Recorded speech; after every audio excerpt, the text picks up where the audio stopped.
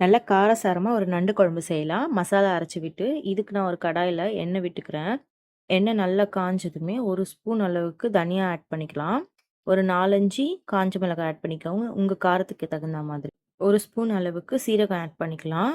1 spoon அளவுக்கு மிளகு, 1 spoon அளவுக்கு சோம்பு. இது எல்லாமே நல்லா வறுத்துக்கலாம். இது கூடவே ஒரு 10 சின்ன வெங்காயம் ஆட் பண்ணிக்கிறேன். சின்ன வெங்காயம் போட்டா டேஸ்ட் நல்லா ஒரு 10 பல்லு பூண்டு ஆட் பண்ணிக்கிறேன். கொஞ்சமா இஞ்சி, இஞ்சி பூண்டு பேஸ்ட் இருந்தாலுமே ஆட் பண்ணிக்கலாம். நான் இஞ்சி தனியா, பூண்டு தனியா போட்டுக்கிறேன். கொஞ்சம் பெரிய வெங்காயம், ஒரு 4, 5 போல பெரிய தக்காளி எடுத்து ஆட் பண்ணிக்கிறேன் கட் பண்ணி. இது எல்லாமே நல்லா வதங்குனதுக்கு அப்புறமா தக்காளி ஆட் பண்ணி நல்லா வதக்கி விட்டுறலாம்.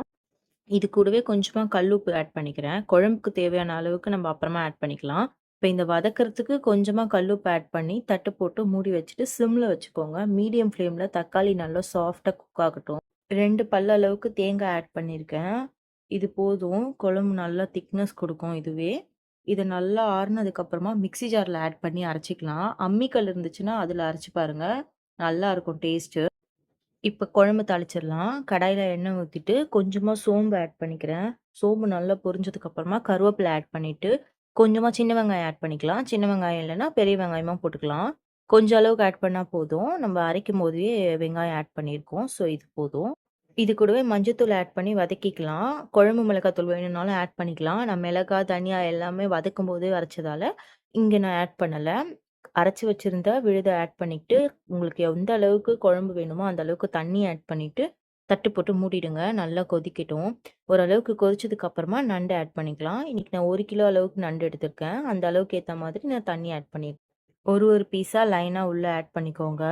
நல்லா கொஞ்சம் பெரிய பாத்திரமா எடுத்துக்கோங்க நண்டு குழம்புக்கு. அப்பதான் நம்மளுக்கு மிக்ஸ் பண்றதுக்கு நல்லா ஈஸியா இருக்கும். நல்லா எல்லாமே ஆட் பண்ணதுக்கு அப்புறமா தட்டு போட்டு மூடி வச்சுருங்க. நல்லா கொதிக்கட்டும். ஒரு 15 மினிட்ஸ்க்கு லோ ஃப்ளேம்ல நல்லா கொதிக்க வைக்கலாம். தட்டு போட்டு மூடி. நல்லா கொதிச்சதுக்கு அப்புறமா நண்டோட ஓடு வந்து ஆரஞ்சு கலர்ல மாறியிருக்கும். இந்த லைட் ஆரஞ்சு கலர் வந்துருச்சுன்னா, நண்டு நல்லா குக் ஆயிருச்சுன்னு அர்த்தம். உள்ள நல்லா சாஃப்ட்டா இருக்கும் செத. ஸோ இந்த பக்குவம் கரெக்ட்டானது. இப்ப நம்ம நண்டு குழம்பு இறக்கிடலாம். உங்களுக்கு குழம்பு எந்த அளவுக்கு திக்னஸ் வேணுமோ, அந்த அளவுக்கு பார்த்துக்கோங்க. எனக்கு இந்த அளவுக்கு கரெக்ட்டா இருக்கு. நான் கொத்தமல்லி கொஞ்சமா தூவிட்டு, காரத்துக்கு கொஞ்சம் பெப்பர் ஆட் பண்ணிக்கிறேன். மசாலா அரைச்சு விட்டு சூப்பரா ஒரு நண்டு குழம்பு ரெடி. இது நீங்களும் ட்ரை பண்ணி பாருங்க. இட்லி, தோசைக்குமே ரொம்ப நல்லாருக்கும்.